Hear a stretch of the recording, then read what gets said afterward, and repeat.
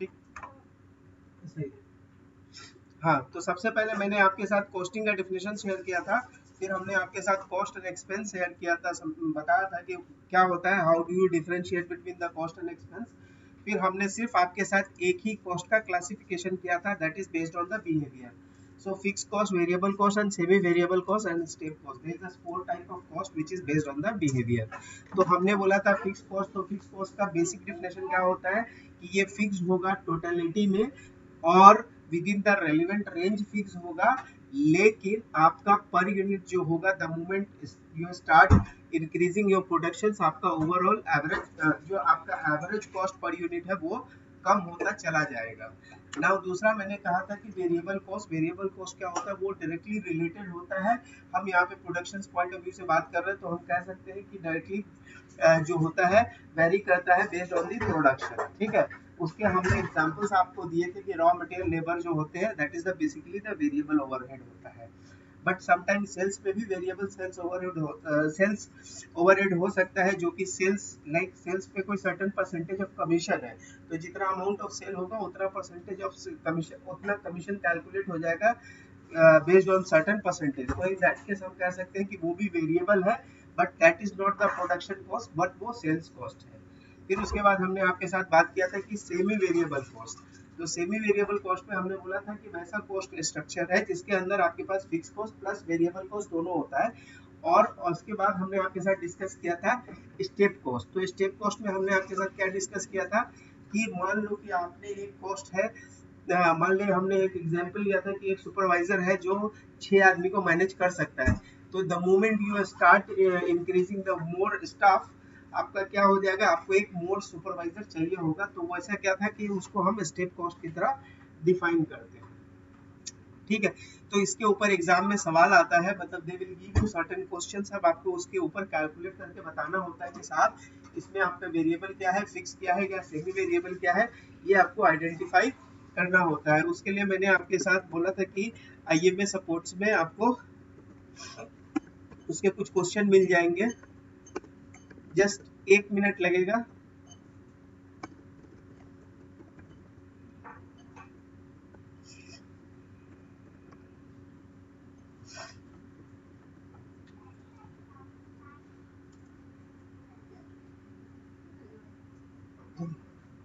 तो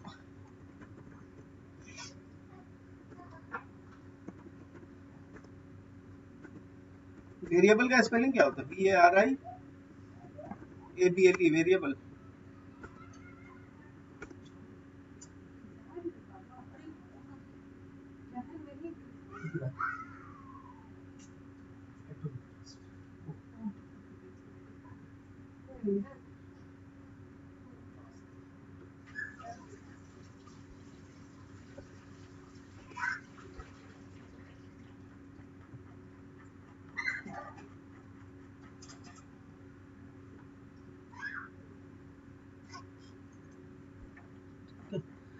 अब इस पे हम आपके साथ एक सवाल, एक छोटा सा आपके साथ एक सवाल लेते हैं। Now you need to tell me कि ये कौन सा कॉस्ट है, ये वेरिएबल कॉस्ट है ना फिक्स कॉस्ट है ना ये है मिक्स्ड है या मिक्स्ड कॉस्ट है, ठीक है। तो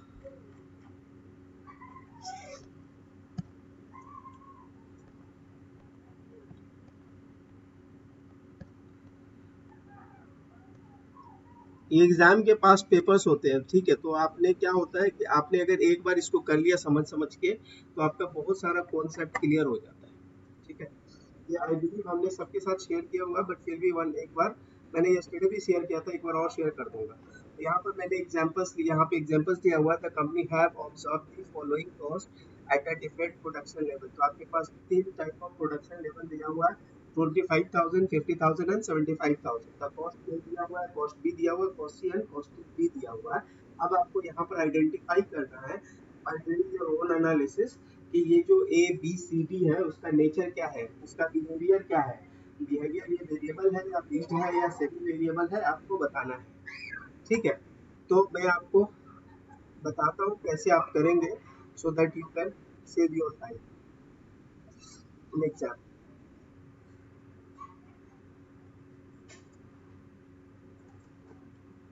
जिनको आता है वो प्लीज अपने एंड पे कर ले और हमारे साथ वो कर ले, क्या बोलते हैं उसको, मैच कर ले। ठीक है,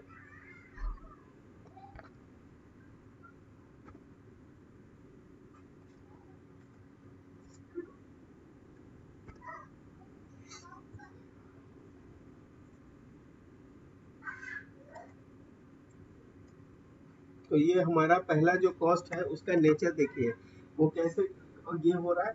वो बोल रहा है कि 2000 25,000 unit if you are producing, 25,000 unit अगर आप प्रोड्यूस करते हो तो आपका कॉस्ट है 3250। 50,000 इफ यू आर प्रोड्यूसिंग, आपका कॉस्ट है 5250, and if you are producing 75,000 this cost is 7250।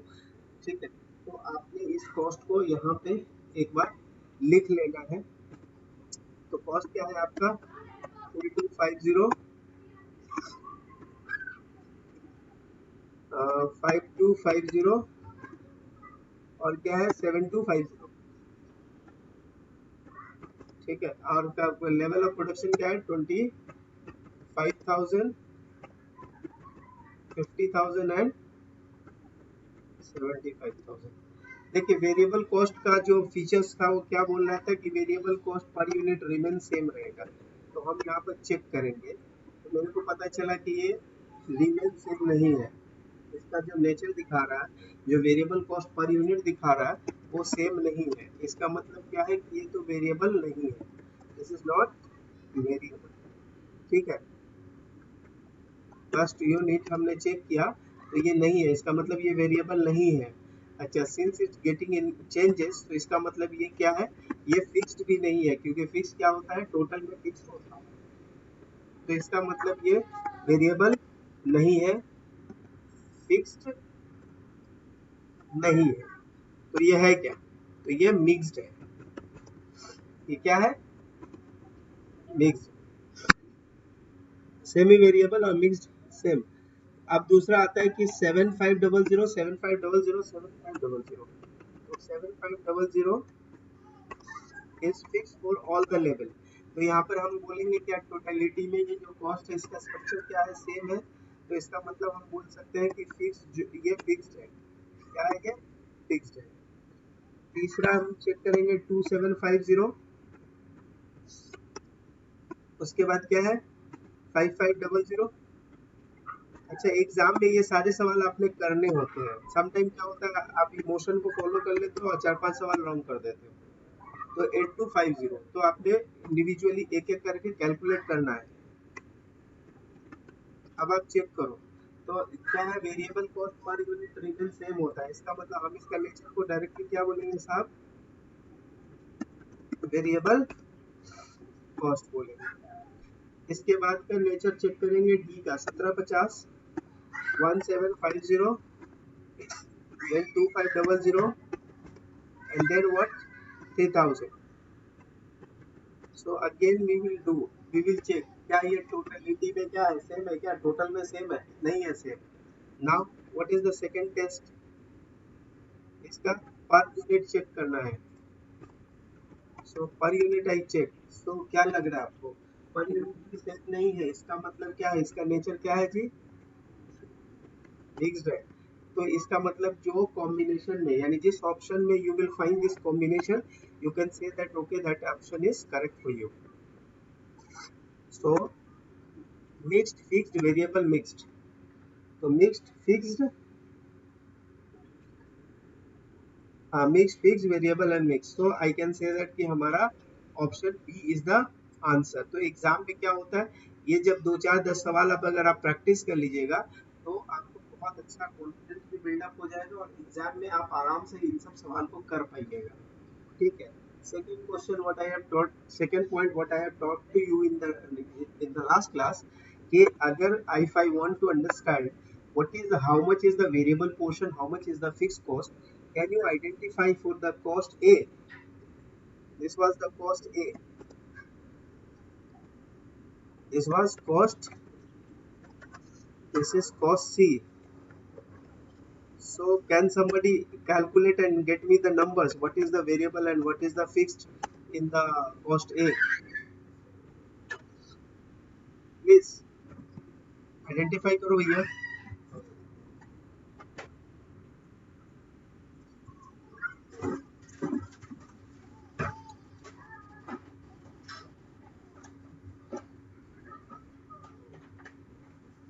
हाँ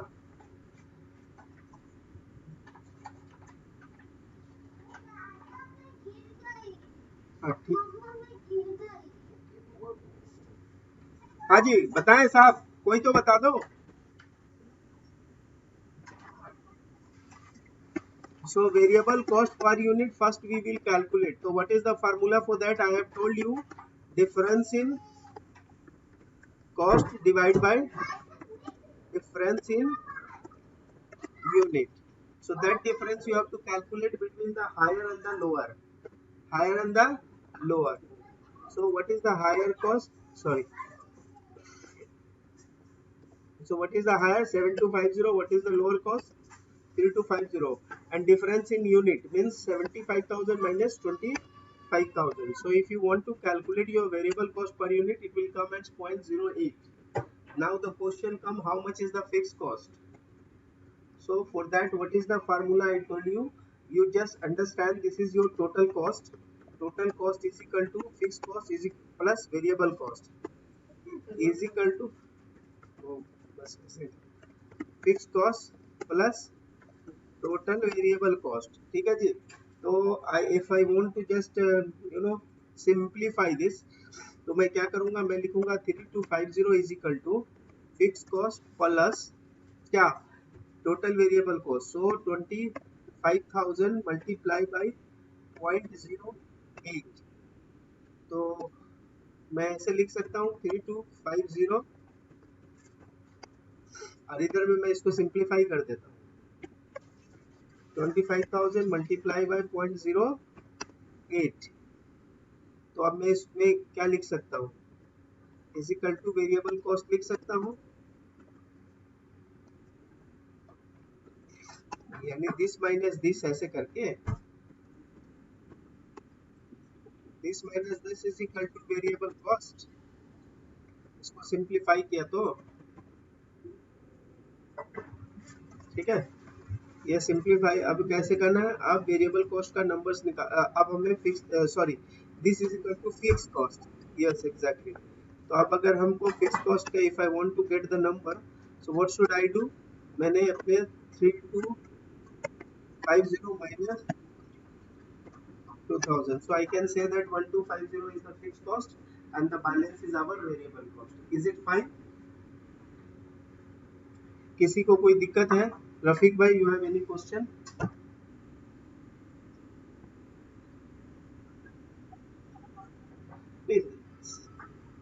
तो यहाँ तक माशाल्लाह आपकी अंडरस्टैंडिंग तो ठीक ही है, पर अभी ये वाला शायद आपके साथ नहीं किए थे। अच्छा अच्छा। हाँ हाँ हाँ। चलिए, ये दो चीजें आपको रिवाइंड हो गई, मतलब रिकैप हो गया क्या?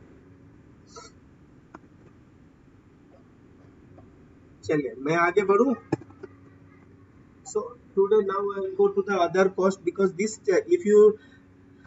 if you just keep this slide number 3 in your mind, maybe you can answer 3 to 4 questions in the exam. Maybe 3 to 4 questions simply. So what is here? Element base. So element base, there is a 3 elements in the production. You may have read somewhere element of production. तो material, labor, overhead ऐसे ही पढ़ा होगा आपने। ठीक है। तो material, labour and overhead, now we are going to understand what are those. तो हमने क्या बोला कि देखिए मटेरियल, लेबर एंड, उसको हम लोग क्या बोलते हैं, they are identifiable in the product. इसको हम आसानी से आइडेंटिफाई कर लेते हैं। उनका नेचर क्या है, ये डायरेक्ट कॉस्ट होते हैं। क्या होते हैं? डायरेक्ट कॉस्ट होते हैं। अब हम बात करते हैं जब मैन्युफैक्चरिंग ओवरहेड का, तो मैन्युफैक्चरिंग ओवरहेड जो होता है broadly classified between in two parts. One is called fixed manufacturing overhead, the other is called variable. The one is called fixed, the other is called variable. ठीक है जी।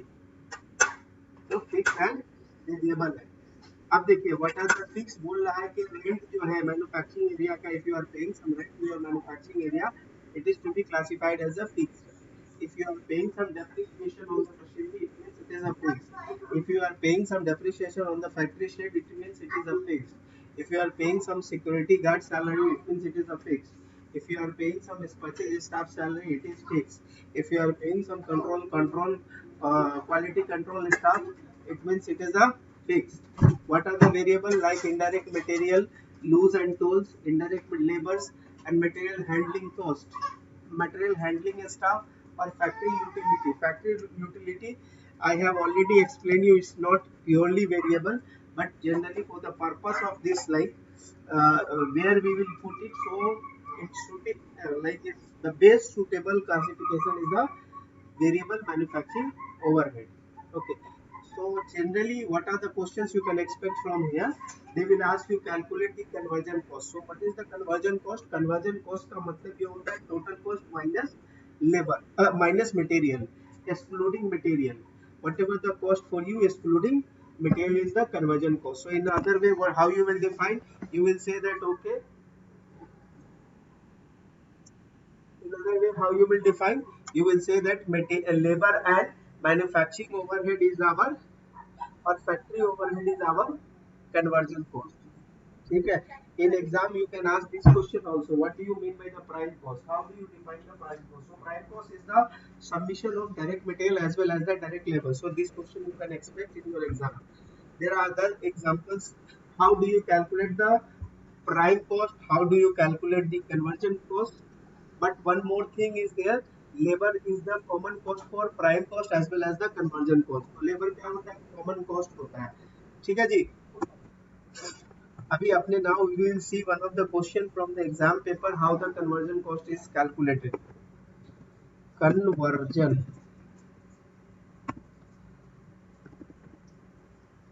Spelling सही है भाई?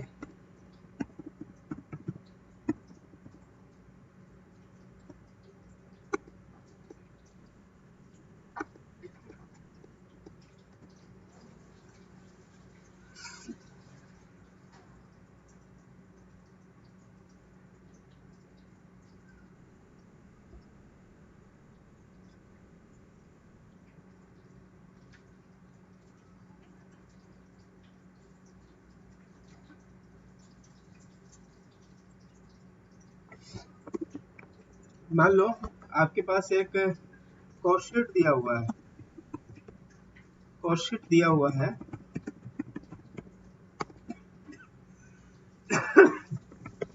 कॉस्ट शीट में material है आपका 50,000 का. आपने लेबर स्पेंड किया है से 20,000. तो आपके लिए प्राइम कॉस्ट कितना हो जाएगा जी साहब? 70,000. ठीक है जी. एड मैन्युफैक्चरिंग ओवरहेड से, so what is the cost for you? 95,000. So from here, if the question asks get me the prime cost, so you can easily say that the prime cost is 70,000. If the question asks you can you get me the conversion cost, you can easily say that okay, conversion cost is equal to labor plus manufacturing overhead. There is other way also, total cost minus material cost. So this both the formula is same.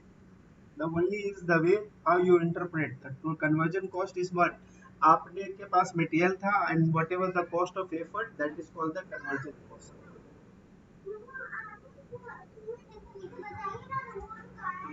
ठीक है. तो ये आपके पास दिया रहेगा तो you can understand from here. ठीक है जी.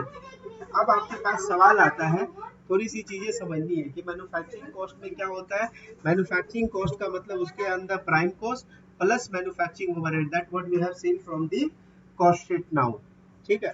अब इसमें दिया हुआ है कि अब आपको थोड़ा सा अपने आप को थोड़ा सा ऊपर करना पड़ेगा. Now you need to understand what is called period cost and what is called the product cost. In exam you can expect this kind of thing. तो प्रोडक्ट कॉस्ट क्या होता है? प्रोडक्ट कॉस्ट वो होता है जिसको आप डायरेक्टली प्रोडक्शंस में आइडेंटिफाई कर सकते हो? नहीं। जो आपको प्रोडक्ट को बनाने का डायरेक्टली कॉस्ट होता है उसका नाम होता है इन्वेंटरेबल कॉस्ट, जिसको हम अपने बैलेंस शीट में लेके जाते हैं and then after we take it to the income statement. यानी पहले हम उसको इन्वेंटरी बनाते हैं और इवेंचुअली हम उसको क्या करते हैं, हम उसको इनकम स्टेटमेंट ट्रांसफर करते हैं। ठीक है जी। तो उसका एग्जांपल क्या है, उसमें क्या क्या फैक्टर्स इंक्लूडेड होते हैं? तो उसके अंदर जो फैक्टर इंक्लूडेड होते हैं that is the direct material, direct labour plus manufacturing overhead. ठीक है। They first get into the production, then product is when the product is sold it get it transferred to the income statement through the COGS। तो income statement में transfer हो जाते हैं। ठीक है। तो ये हो गया। इसके बाद जो पीरियड कॉस्ट होता है वो क्या होता है? पीरियड कॉस्ट जो होता है वो होता है जिसको हम जैसे ही एक्सपेंस करते हैं वैसे ही, जैसे ही हम इसको खर्चा करते हैं हम वैसे ही एक्सपेंस कर देते हैं। ठीक है। ये प्रोडक्शन कॉस्ट में नहीं जाता, they are not capitalize in the finish goods के इन्वेंटरी में वो इंक्लूड नहीं होता। तो उसको क्या करते हैं, that's why we are excluding from the cost of goods sold. तो जब हम बोलते हैं कि कॉस्ट ऑफ गुड्स सोल्ड में नहीं लेंगे, इसका मतलब ये है कि वो पीरियड कॉस्ट है। क्या है? पीरियड कॉस्ट है। तो अब सवाल बनता है कि मैन्युफैक्चरिंग कॉस्ट इंक्लूड्स बोथ। अब एक सवाल आपके पास एग्जाम पे आएगा कि आपके पास प्रोडक्ट कॉस्ट और पीरियड कॉस्ट तो निकालना है, but now you need to understand from which perspective. क्योंकि हमारे पास जो कॉस्टिंग के दो मेथड्स होते हैं। कितने मेथड्स होते हैं? बेसिकली दो मेथड्स होते हैं for calculating the prime, for calculating the product cost as well as the period cost. तो दोनों मेथड्स को पहले आप एक बार समझ लें, उसके बाद फिर हम आपके साथ एक क्वेश्चन लेके बताएंगे how you can calculate the product cost as well as the period cost in the different costing method. ठीक है जी। तो सबसे पहला कॉस्टिंग मेथड है, उसको हम बोलते हैं साहब मार्जिनल कॉस्टिंग या variable costing. What we call this? We call this marginal costing or variable costing. The other costing method is called the absorption costing or full costing. There are certain features for that.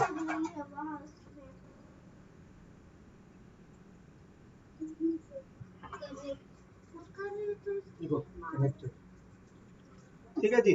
तो अब हमारे पास क्या हो गया, दो type of methods है, दो type of costing के मेथड है। द पहला method is known as the variable costing, the second method is called as the absorption या फुल कॉस्टिंग। दोनों के बारे में जान लीजिए क्योंकि ये एग्जाम का ऐसे क्वेश्चन है। ठीक है। This question was very frequently asked question in the exam. How do you differentiate between the marginal costing as well as the full costing or the absorption costing? This is the very frequently asked question. तो पहले समझ ले कि marginal या variable costing क्या होता है, उसके अंदर हम लोग क्या क्या इंक्लूड करते हैं, फुल या एब्जॉर्प्शन कॉस्टिंग क्या होता है, उसके अंदर हम क्या क्या चीजें इंक्लूड करते हैं। तो सबसे पहले बोला गया कि जो मार्जिनल कॉस्टिंग होता है उसके अंदर we only include the variable items. तो वेरिएबल आइटम्स को हमने पढ़ लिया है ऊपर। Variable items are those items which are directly affected with the production. तो उसके एग्जांपल्स हमने लिए थे क्या, material labour plus variable manufacturing overhead. तो variable manufacturing overhead I have taken the example क्या, इनडायरेक्ट लेबर, इनडायरेक्ट मटेरियल और फिर अदर दो तीन छोटे छोटे कॉस्ट होते हैं। ठीक है। But in exam you will be always provided the variable manufacturing overhead और द फिक्स्ड मैन्युफैक्चरिंग ओवरहेड। सो आपका वो कैलकुलेशन करने का आपकी जिम्मेदारी नहीं, इट्स नॉट योर रिस्पॉन्सिबिलिटी। अभी क्या होता है कि गैप कंप्लाइंट है कि नहीं है। तो वेरिएबल कॉस्टिंग जो होते हैं वो बेसिकली डिसीजन मेकिंग के लिए यूज होता है। यू कैन से दैट ये इंटरनल रिपोर्टिंग के लिए यूज होता है। ठीक है। whenever you want to inform your managers, so you can inform based on the marginal costing. so ये क्या होता है, ये डिसीजन मेकिंग के लिए इंक्लूड होता है और ये क्या होता है, non compliant, non GAAP compliant होता है। द रीजन क्योंकि इसमें एक्सटर्नल यूजर्स को कोई उसका कोई इंटरवेंशन नहीं है, ना उसको कोई जरूरत है इसमें जानने का। ठीक है। दूसरा क्या है कि फुल कॉस्टिंग या एब्जॉर्प्शन कॉस्टिंग क्या होता है, जो हम लोग नॉर्मल फाइनेंशियल रिपोर्टिंग में जो या एक्सटर्नल रिपोर्टिंग में जो वैल्यू दिखाते हैं कॉस्ट ऑफ प्रोडक्शन का, वो हम कहाँ से लेते हैं, वो हम लोग कैलकुलेट करते हैं after following the absorption costing. तो अभी आप अगर इसको दो लाइन में समझने की कोशिश करें तो I can just tell you, marginal cost जो होते हैं वो क्या होते हैं, that is for the decision making, there you include only the variable cost, it is a non GAAP compliant. Then I said absorption costing, Here you include all the production costs, including the fixed variable, and then it is a gap compliant, and it is used for external reporting. Okay.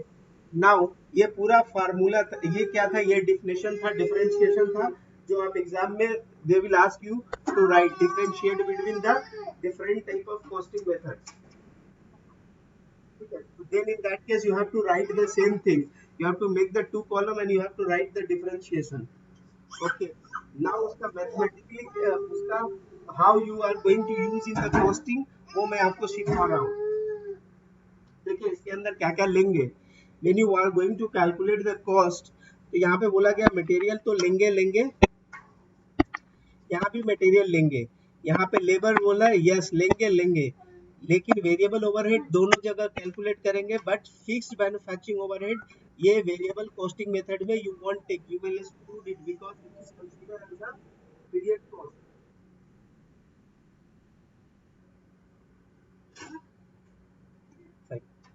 ये क्या consider किया जाता है, period cost की तरह consider किया,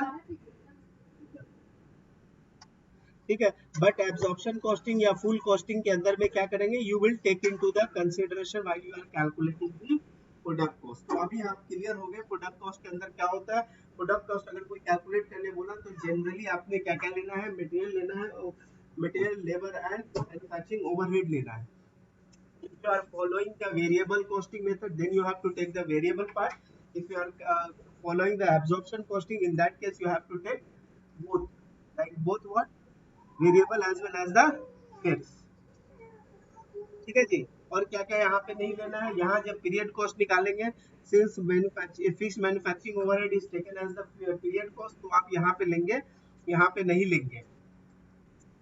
selling expenses यहाँ पे पीरियड कॉस्ट कंसीडर होगा, यहाँ भी पीरियड कॉस्ट कंसीडर होगा. एडमिन एक्सपेंसेस जो होता है यहाँ भी पीरियड कॉस्ट कंसीडर होता है, ये भी पीरियड कॉस्ट कंसीडर होता है. ठीक है. तो अब आराम हो गया. Now you can understand, you can differentiate how the marginal costing and the overall costing works. ठीक है जी.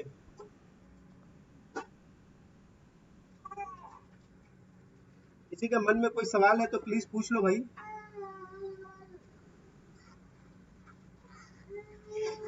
हेलो.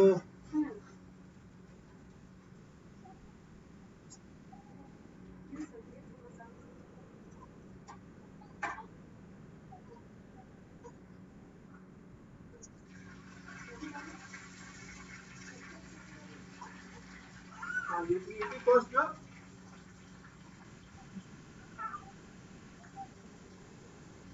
वेरिएबल में रखे, मतलब प्रोडक्ट कॉस्ट निकालने के टाइम उसे वेरिएबल के साथ रखें.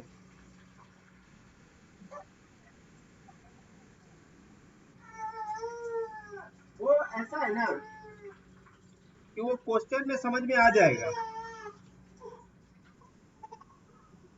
बट वो सामने से अगर आपको समझना है तो आई वुड से कि आप उसको वेरिएबल में ही रखें.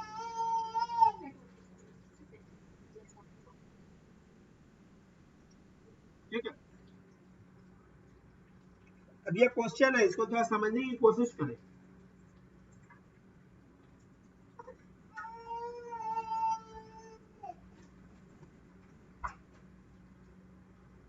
ये सवाल है,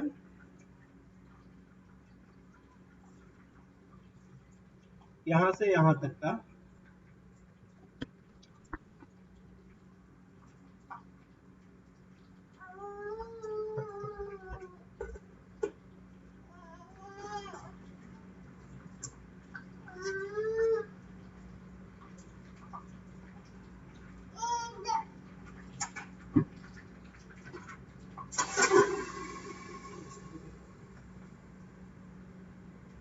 हाँ जी, सवाल आपको समझ आया क्या?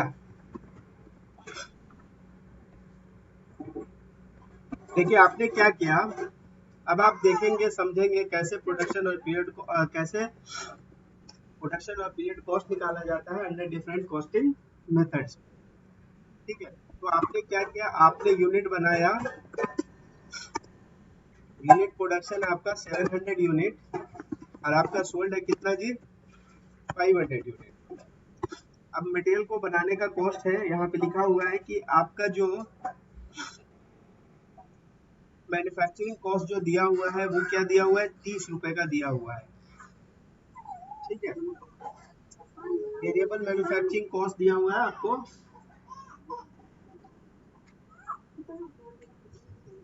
ठीक है। तो आपके पास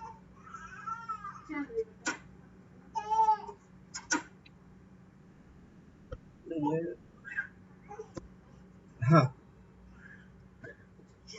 आपकी मैन्युफैक्चरिंग कॉस्ट वेरिएबल यहाँ पे 30 रुपए की है, तो मैंने यहाँ पे लिख दिया साहब आपके बनाने का कॉस्ट जो है वो 30 रुपया है। वेरिएबल मैन्युफैक्चरिंग ओवरहेड एक्सपेंसेस है, मैन्युफैक्चरिंग कॉस्ट है, तो इसके अंदर उसने सारे वो फैक्टर्स ले लिए होंगे। ठीक है, उसके बाद दूसरा जो है वो क्या है, फिक्स्ड मैन्युफैक्चरिंग ओवरहेड कितना कितना है दिया हुआ है साहब, आपका 25 रुपया है। कितना दिया हुआ है, 25 रुपया। तो फिक्स्ड मैन्युफैक्चरिंग ओवरहेड आपको दिया हुआ है 25 रुपया। अभी इन्होंने बताया कि टोटल में हमने स्पेंड किया 17,500। तो जब हम चेक कर रहे हैं 17,500 को, तो 17,500 हमारे किस हिसाब से बनी हुई है, 17,500 जो है वो 25 को 500 से मल्टीप्लाई कीजिएगा तो आ जाएगा।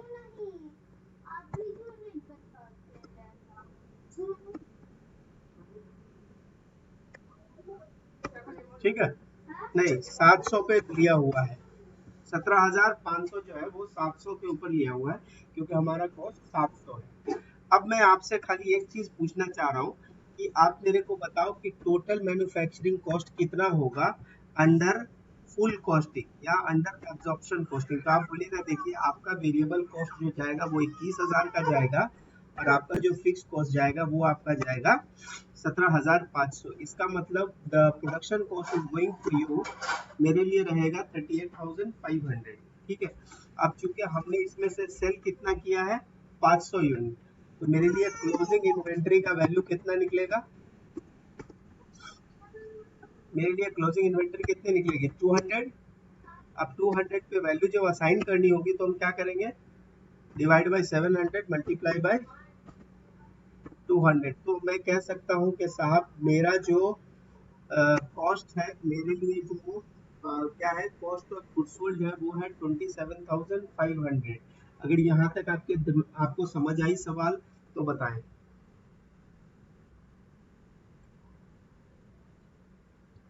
आपने क्या किया, आपने 700 यूनिट प्रोड्यूस किया, आपका पर यूनिट को प्रोड्यूस करने का वेरिएबल ओवरहेड है, वेरिएबल जो कॉस्ट है वो है 30। तो 700 इंटू 30 किया तो आपका 21,000 हुआ, और बाकी जो फिक्स्ड ओवरहेड दिया हुआ था वो दिया हुआ था 700 यूनिट का। तो आपने दोनों को ऐड कर लिया तो आपका कितना हो गया, 38,500 आपका कॉस्ट हो गया। बट ये कॉस्ट जो हुआ वो कितना यूनिट का हुआ, 700 का। बट इवेंचुअली आपने सिर्फ 500 बेचा है, it means you have a 200 unit in your hand. तो 200 को आपने कितना कॉस्ट असाइन करना है, 38,500 डिवाइड बाई 700 मल्टीप्लाई बाई 200। तो आपको 200 का जो कॉस्ट असाइन होगा वो होगा 11,000। तो 38,500 माइनस 11,000 कीजिएगा तो आपका आएगा 27,500। ठीक है जी, तो ये आपका कॉस्ट असाइन हो गया for under full costing, under full costing या एब्जॉर्प्शन कॉस्टिंग। लेकिन अगर यही सवाल अगर आपका मार्जिनल कॉस्टिंग में होता तो आपने इसे कैसे करना था, आपकी अगर यही सवाल मार्जिनल कॉस्टिंग में होती तो आप क्या करते, आपने क्या करना था, आपने सिर्फ ये कॉपी करना था,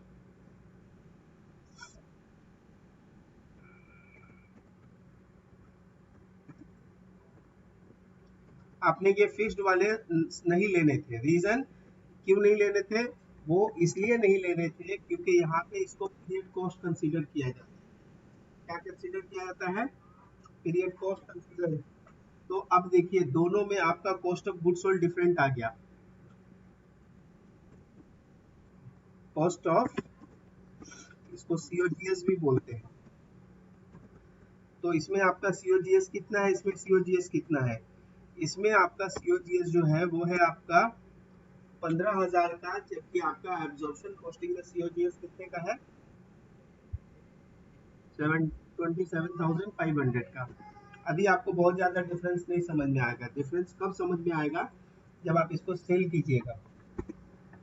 अब आप इसको सेल कितना में कर रहे थे, 200 रुपए करके, कितना रुपए करके, 200 रुपए करके, तो 200 इंटू, सो इट मीन्स यहाँ पे आप जीपी कितना अर्न कर रहे हो, यहाँ पे सेम आपका सेल तो वेरी नहीं करेगा, सेल तो आपका कॉमन रहेगा, लेकिन अब यहाँ पे जीपी आपका कितना आएगा बताइए, 85,000, 85,000, ठीक है। अब यहाँ पे आपको एक काम करना पड़ेगा, वो ये जो फिक्स कॉस्ट है ये पीरियड कॉस्ट होता है, क्या होता है, पीरियड कॉस्ट होता है। तो जब आप यहाँ पे फिक्स, यहाँ पे जब जब इस एब्जॉर्प्शन कॉस्टिंग को जब आप यूज कर रहे थे, तो आपका क्या है, आपका ऑपरेटिंग प्रॉफिट ज्यादा है या इधर ज्यादा है,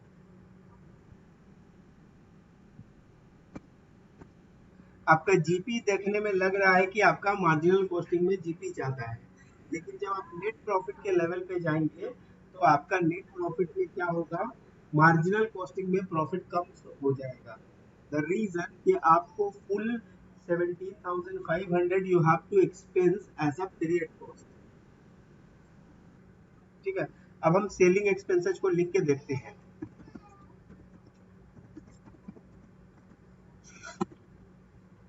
सेलिंग एक्सपेंसेस में बहुत ज्यादा इम्पैक्ट नहीं पड़ेगा, तो आप इसको यहाँ पे 14,000 एज इट इज आप कॉपी कर लो।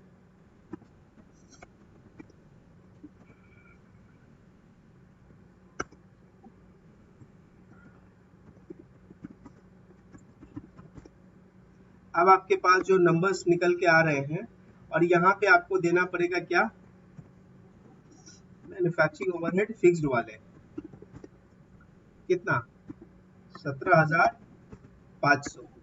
अब यहाँ पे जो प्रॉफिट आपकी निकल के आ रही है वो क्या निकल के आ रही है जी, 53,500, जबकि यहाँ पे आपकी कितनी निकल के आ रही है, 58,500। तो दोनों के बीच में क्या हो गया, आपका मार्जिनल कॉस्टिंग में आपकी नेट प्रॉफिट कम हो गई। उसका रीजन क्या हुआ कि आपने फिक्स ओवरहेड का बेनिफिट कैरी फॉरवर्ड नहीं किया, बल्कि आपको करंट ईयर में आपको कंज्यूम करना पड़ा, considering it is a period cost. So this is the difference. So what is the reconciliation factor between these two items? What is the reconciliation?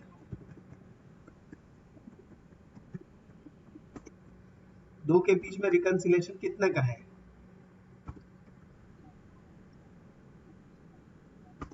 तो 5 कितना है जी, 5,000 का। अब ये 5,000 में आपको एक आइटम लिखना पड़ेगा रिकंसिलेशन फैक्टर। तो रिकंसिलेशन फैक्टर में क्या होता है, absorption fixed overhead per unit multiply by closing inventory. तो आपके पास जो फिक्स्ड ओवरहेड पर यूनिट कितना था, 25, और आपके पास क्लोजिंग इन्वेंटरी कितना था, तो देखिए ये आपका रिकंसाइलिंग हो गया, ठीक है। तो अब यही आपके एग्जाम में sometime they will ask you can you get me the reconciling factor. तो रिकंसाइलिंग फैक्टर इज व्हाट, क्योंकि जितना क्लोजिंग स्टॉक में फिक्स्ड ओवरहेड का वैल्यू कैरी फॉरवर्ड हुआ है, that is the reconciling factor, ठीक है। This is little heavy but you need to digest.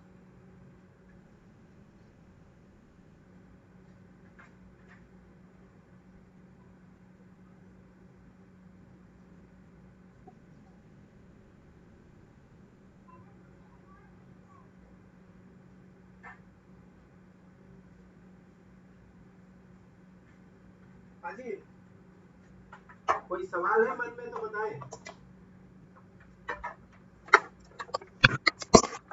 Hello,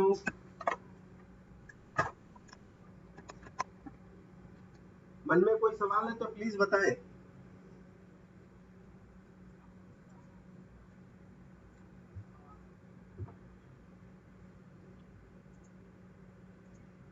कोई मन में किसी के कोई सवाल नहीं है भाई?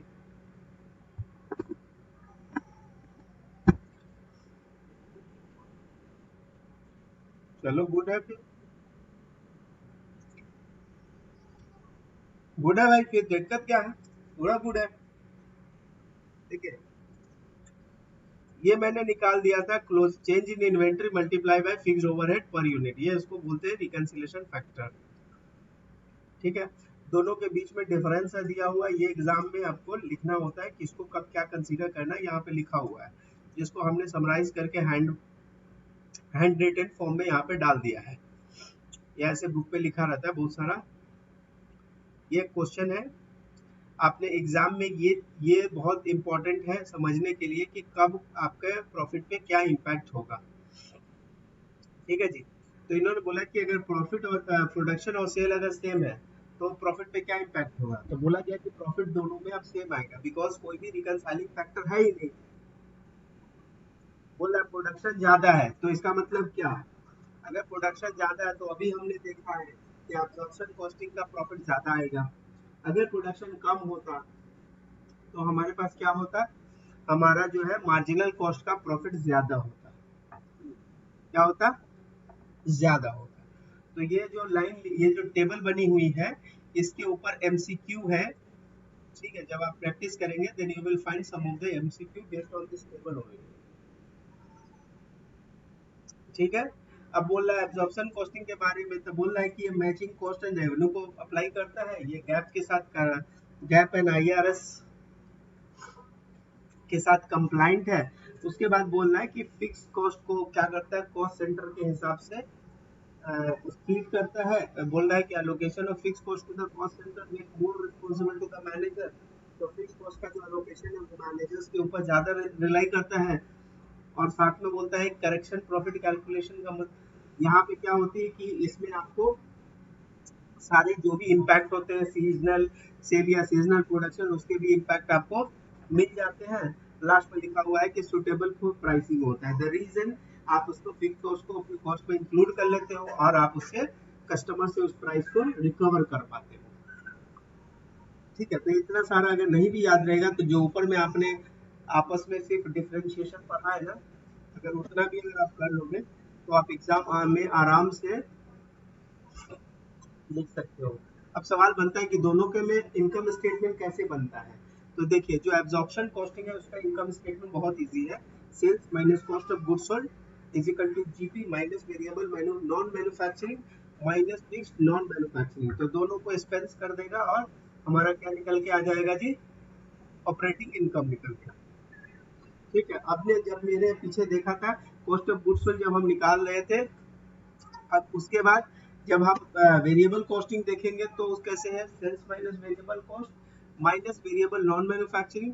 अब जो आएगा उसको कंट्रीब्यूशन कंसीडर करते हैं। उसके बाद हम ऑल मैन्युफैक्चरिंग फिक्स्ड वाले, ऑल मैन्युफैक्चरिंग नॉन फिक्स्ड वाले सबको माइनस करने के बाद जो रिजल्ट आता है उसको हम ऑपरेटिंग इनकम बोलते हैं, जो अभी हमने पीछे में किया हुआ है। तो आई वुड सजेस्ट कि एक बार इसको यहाँ तक एक प्लेन रीडिंग लगा के रखेंगे तो आपके लिए सेशन में आसान रहेगा नेक्स्ट सेशन में। ठीक है, और ये वाला पन्ना आपके पढ़ने के लिए है कि डायरेक्ट कॉस्ट किसे कहते हैं, इनडायरेक्ट कॉस्ट किसे कहते हैं, cost object, cost unit, cost driver, cost pool, unit cost, explicit, implicit, opportunity, sunk, marginal, committed, ये सारे आपको पढ़ के आने हैं। ठीक है भाई, engineer, incremental, differential, countable, non countable, split up, ये सारे joint cost, split up, separable, by product, ये सारे कॉस्ट आपको पढ़ के आने हैं। ये सिर्फ एक पेज का है, अगर एक बार पढ़ लीजिएगा तो काम आ जाएगा, नहीं तो हम तो समझाएंगे। एग्जाम में ये इससे एक ऐसे क्वेश्चन आता है, जो अभी टॉपिक आपने कवर किया उससे ऐसे आता है, और एक 2-3 एमसीक्यू आता है। तो मान के चलो कि आपका 4-5 मार्क्स का पढ़ाई ऑलरेडी हो गया अगर आप उसको कायदे से रिवाइज कर लोगे तो। ठीक है भाई, ओके।